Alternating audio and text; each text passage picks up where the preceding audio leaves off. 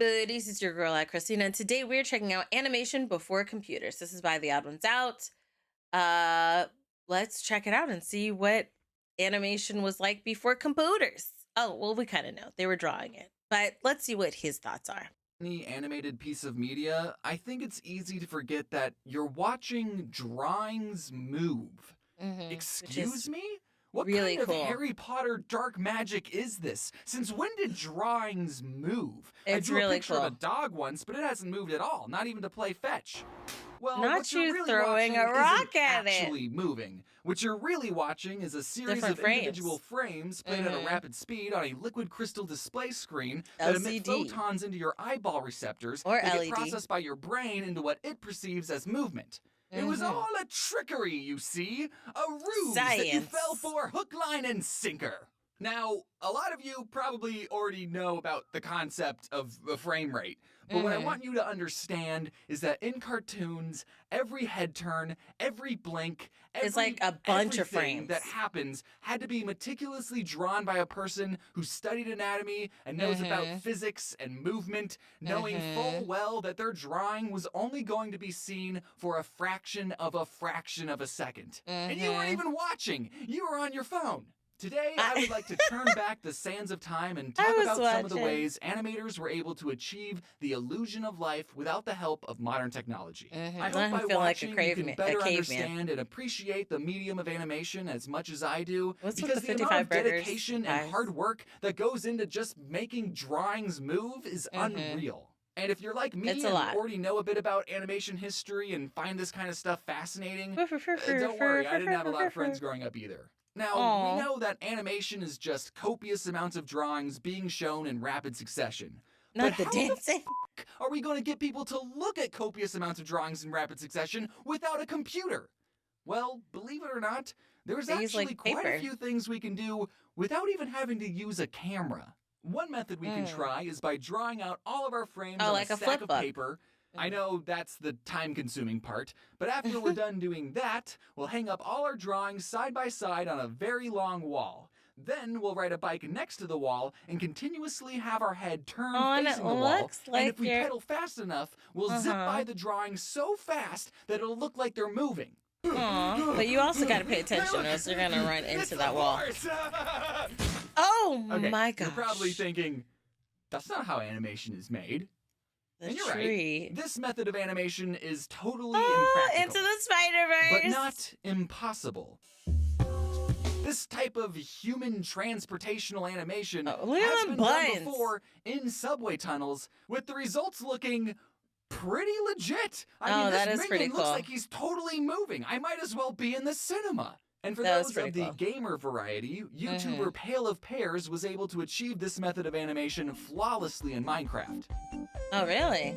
But if you wanted to do something more practical, you could instead take your drawings off the really long wall and then stack them up like a book and then just flip through the paper quickly, making a flip book. If you have some sticky notes lying around that you forgot about in a junk drawer somewhere, you could make a pretty simple ball bouncing animation really quick. Hold on. We're not gonna. Okay, so we're gonna take a look in here. In his junk drawer, all right, he's got pearls, YouTube diamond play button, cash, a knife, scissors, lighter, more cash, a bunch of these little men, shirtless men. It's a bunch of shirtless men, little arcade thingy, and some Post-its. Okay, the question I want to know how much of this was staged for like the shot because he's funny, and how much of it was already there.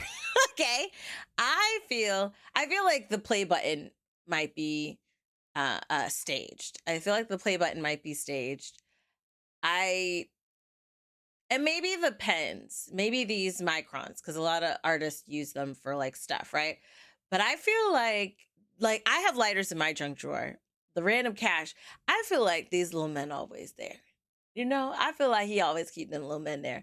I want to know where are they from, and do they have black versions? Because that muscle right there is great. Although, I don't know if as a married woman I can keep this one in my house. You know, Oh, also, my daughter might find them. So, you know what? Forget it. I don't need them.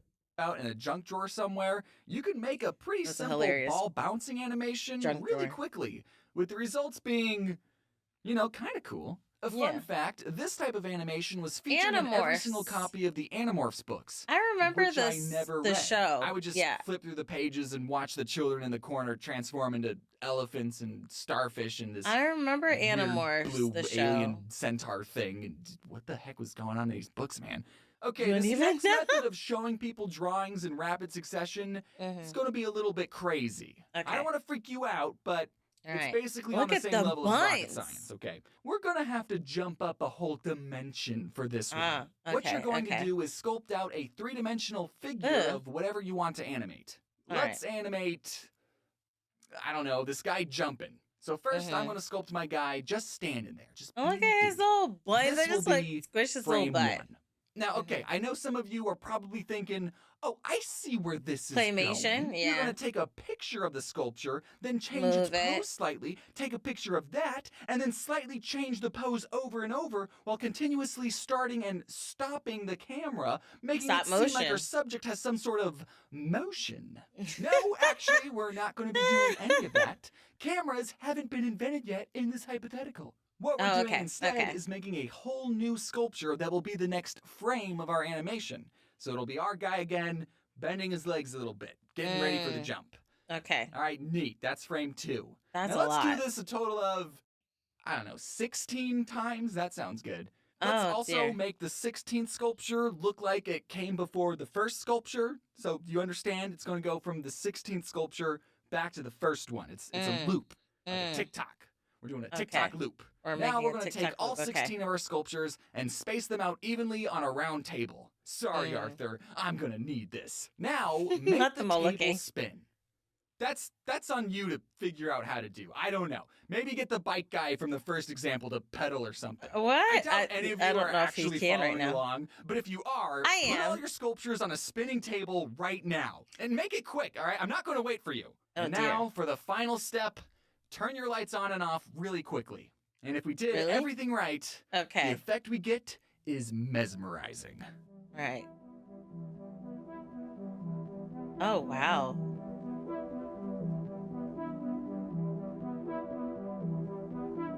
Ugh, that one's creepy. That one's creepy. What's happening is that the light shines at the first sculpture, and then we turn the lights off. Cool. Then, as the table spins, the light will turn back on when the second sculpture is in the same position as the first. So we turn the lights on when the sculptures are in the same spot. I like how we're and actually we turn them off learning. when they're not. And what we end up seeing is all of our figures standing in a circle performing the animation, and we don't even register that the whole thing is spinning. And That's kind of like congratulations, you all know what a zoetrope is now. Which I know is a pretty fun word that you can whip out at parties like, yeah, I know a unique word that starts with the letter Z that isn't xylophone. Another fun thing about the zoetrope was that a 3D rendering of one was featured in the Season 2 opening of Mob Psycho 100. So that's what that spinning thing in the intro was. It was a zoetrope. Pharrell, 21 Savage, and Tyler, the Creator. Their song, hold on. What's the words? I know the beat. Doom, doom, doom. Like how's the song go? Hold on. Because I know my favorite part. The get out the way. That's my favorite part of the song. Hold on. Wait, hold on. Crap. What is that? How does the song go? I can picture the zoetrope in that video. Right? I can see it all. But and I can hear the beat, but I can't hear the words. That's what he says. 21 Savage as far as the hook. I heard of that. And a furry hat. So where he at? Get out the way. You know, I know some. Okay, yeah, let's just, you know what I'm talking about. Okay, let's talk about one more but seeing way that we made me can think show of that people song. drawings in quick succession without a camera. Hold on. And it's these. Is it Cash App? You know, I don't have my phone on me. Oh my goodness. What is the song? We must find out right now. Okay, hold on. 21 Savage, Pharrell. Cash in, cash out. Yeah, that's it. Cash in, cash out, cash out, cash out, cash. Yeah. Okay. We found it. And they had a zoetrope. Yeah. Method by far. So all we need is this glitchy, abstract drawing like this. Huh. Pretty cool and random, right? Except it's not. It's not random at all. All them teeth. I lied. Every line here is placed very deliberately. Let me show you something. If we take this floppy, transparent sheet full of vertical bars and cover up most of the drawing, hey, look at that. The outline we end up seeing looks like one of them kitty cats. Now, is that how they the be doing? Sheet over and reveal different parts of the drawing, where it seems like it's kind of moving back and forth. A kitty cat put in a different position. And if we keep sliding this sheet over, revealing different parts of the drawing, look at him go. This is called a barrier grid animation. And with the right base drawing, you can make all sorts of animations that don't hurt to look at all. And also, I just want to point out that a barrier grid animation was also featured in the Season 2 opening of Mob Psycho 100. Hilarious. Hey, do you guys want to watch anime later? So all these different methods of showing people drawings in quick succession, I don't know if there's a word for it, but I'm calling it physical animation. Like animation you can hold and touch with your fingers, you know? Oh, wow. All those warrior cat animation memes, that's digital animation, right? This is physical. It's the real deal. Oh, but there's one form of physical animation that we haven't talked about yet that's unarguably the most popular and the most important form of physical animation to have ever existed what Mickey on Earth. Disney. Oh, okay, now we're going to use cameras. Okay, they finally figured it out. With the invention of film, showing people multiple images in quick succession had never been easier. Now we can take something from real life, turn an image of that into a film strip, process it, and then shine a light through it again to get a recreation of the image. And if we roll this whole strip of film over this strobe light, we get moving pictures. Moving pictures, That's why they're called movies, because they move. Yes. What the fuck? A lot of times, film was used to capture the movements of real people. But it was also used in the same way to capture the movements of people of the animated variety. Yes. Let's take a look at an old cartoon. The 1968 animated Batman series. I thought he was going to do the first time Batman has ever appeared in the animation form. You know, the really old Batman cartoon that had onomatopoeias appear on the screen during fight scenes? I had never seen this. I thought the real life one. They didn't do that in the cartoon. Visually showing the verge of impacts was exclusively in Adam West live action. In the cartoon, you gotta see those impacts. Hey, can I ask you a thought-provoking question? Okay, all right. What the f*** am I looking at? I know it's Batman high-kicking a goon, but what's his hand? This frame was captured on film, so there had to be a physical camera to capture it, right? So where is this drawing? It's not on a computer. Computers in the 60s looked like this. So where is this? So every animated movie, did on animated paper. TV show, and animated anime before the year 2000-ish used what's called cell animation. This frame of Batman was hand-painted, that's right, painted with special paint onto a transparent celluloid sheet, or cell. And then this transparent sheet was laid on top of a hand-painted background. And then this goon that got kicked, well, he had to be painted on his own cell sheet too. And then this image of sandwiched art was captured onto a film thing. It's stripped. just, you know. Then the Batman cell would come off and be replaced by a whole new hand-painted cell of Batman. And then that frame would be captured. And then the whole process would repeat again and again until the shot was done. This one shot that lasted a little over a second used 14 different hand-painted drawings of Batman. And the goon had 6 just for a second. Now, because having to hand-paint 20 different images for 1 second is insane, now, there what are I some want to things know, we can do to cut... Hold on, what? You don't get any more, go outside.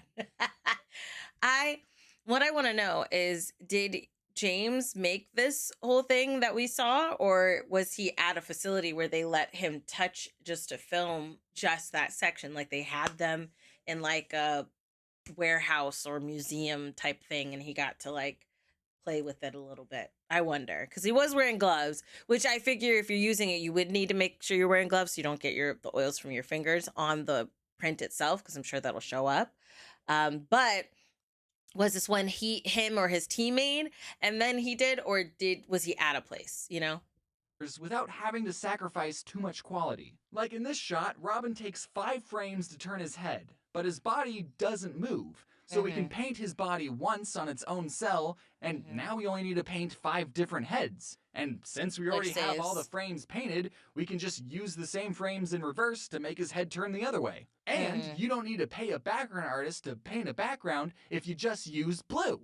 A big part of cell animation was being able to animate pieces of a character independently of each other. That's actually why so many old cartoon characters had accessories around their necks, so the animators could separate the characters' heads from their bodies, making it easier to animate. I never Greg knew wasn't that. rocking an ascot just because it was trendy. One of the nice things about using a computer to animate is that you can play back what you've animated and clearly see if your timing is correct and if there's any quick adjustments you can make. Being able to see what your previous frames are is so important, there's actually a term for it called onion skinning. But animators pre-2K didn't have computers to rewatch their work, so here's what they did instead. Before they even put paint onto a cell, they first had to draw all their frames out onto a piece of paper. And they didn't work on the frames in chronological order. Like, they didn't go, okay, I just drew the first frame of Batman. Okay, here's the second frame of Batman. Okay, I'm going to go do the third frame of Batman. Wait, so how did they... Okay, you do the fourth frame, though.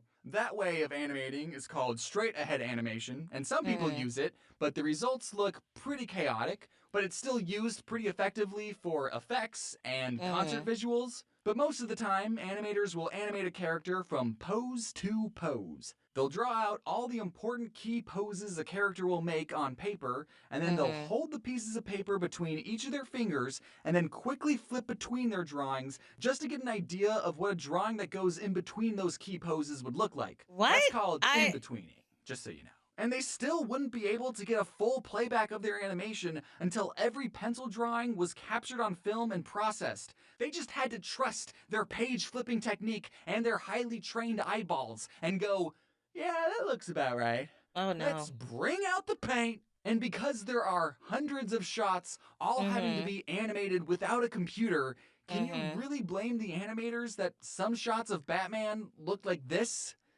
Or this? Wow. Oh. It was old, remember? Old things are bad.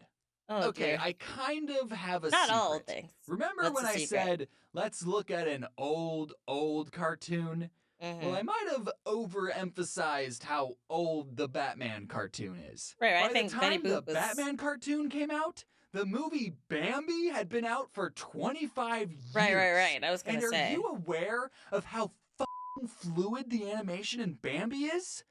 Dude, Bambi goes don't think I've actually ever hard. seen Walt Bambi. literally brought in deer from the f***ing woods into their studio just so the animators could be like, oh, that's neat. That's how deers move. I understand this more now. Really?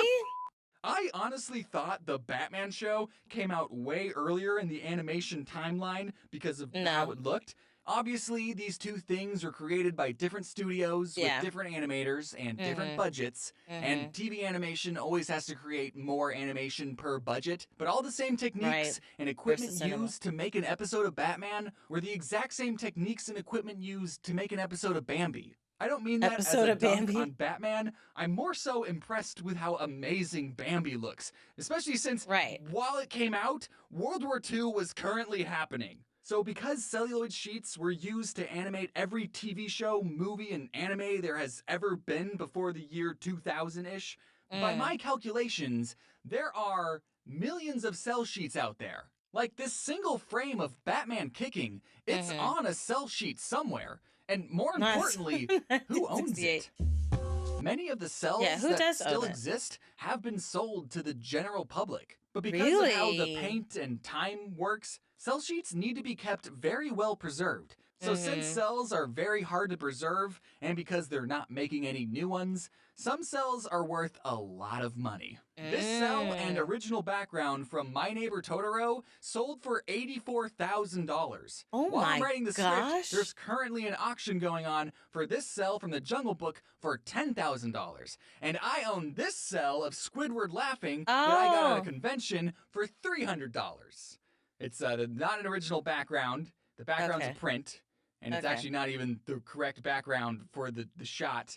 Right. I'm just pointing out that not all cells are thousands of dollars. You know, they made millions of these, so you can get a cell from a TV show for a couple hundred, and then you get to own a frame of animation that belongs to you now, which I think is super cool. This moment of Squidward laughing belongs to me, and you can't have it. So if you ever visit some friends who really like cartoons, there's a good chance that they have an animation cell somewhere on display. And those are just a handful of ways that animators were able to achieve the illusion of life without I like that this was like a lesson. You just want to say, animation. Just because something was animated on a computer doesn't make it any less artistic. Yes, computers make the process easier and more streamlined, absolutely. It's still a human expressing their creativity and being in control of that. Did you hear me? It's a human expressing themselves and being in control creatively. I hope you enjoyed learning a bit about animation history. There's still quite a few things that I didn't get to cover, like how did Walt animate this panning, parallaxing shot of Bambi where the trees move on separate layers? What kind of technology did they create to make trees move at different speeds? So much hard work and talent is involved in every piece of animation you see, and because of animation, we're able to tell incredible stories that are nothing like anything we ever see in our day-to-day lives. And before I go, it's crazy. Can we talk about the intro to the Batman series, please? Okay. Oh my God. I just want to go over some quick announcements. I'll be quick, don't worry. The Scribble Showdown tour is coming. Okay, I can just pause this. Oh, and I can see where they're going. They're not coming anywhere near Florida. They're not even going to Atlanta or Georgia. Wait, is there a second? Hold on. Back in January to a city near you, but this time the kiddies aren't invited. That's right. Only the adults this time. No, it's not this area. Tears. But this was really cool. This was like a different type of animation about animation and how it was. And I like that we were learning. You know, it kind of was like if what's it? Kurt's Gazagat, whatever. Them K people. I shouldn't say that. The good K people. No. Okay. Kurt's all right. This felt like an animation version of that with less of like the world is ending, everybody's gonna die feel, you know, because they every time I watch something from them, it does not bode well for my anxiety. Although now that I've been on like a better mental health journey, I wonder how it would affect me. I might dive into some more Kurt's videos and see. But yeah, this was really cool, like to learn about animation, learn about how things were created back in the day. I do remember them having the drawings on the paper, and I just thought they just filmed it and just called it a day. But it was cool to kind of get little different layers of that. So let me know your thoughts down below in the comment section. Are you an animator? Did you study animation? Are you interested in animation? Because I definitely am. What are your thoughts? What do you think? You know, and I would love to know for anime, because anime looked vastly different and still looks vastly different than American or Western animation. So I do want to know what in Japan, what were they using? What were they doing? You know, it'd be really cool if he did like an anime breakdown, kind of like how he did this. But let me know your thoughts down below in the comment section. I love you guys as always. And until next time, buddies, toodles.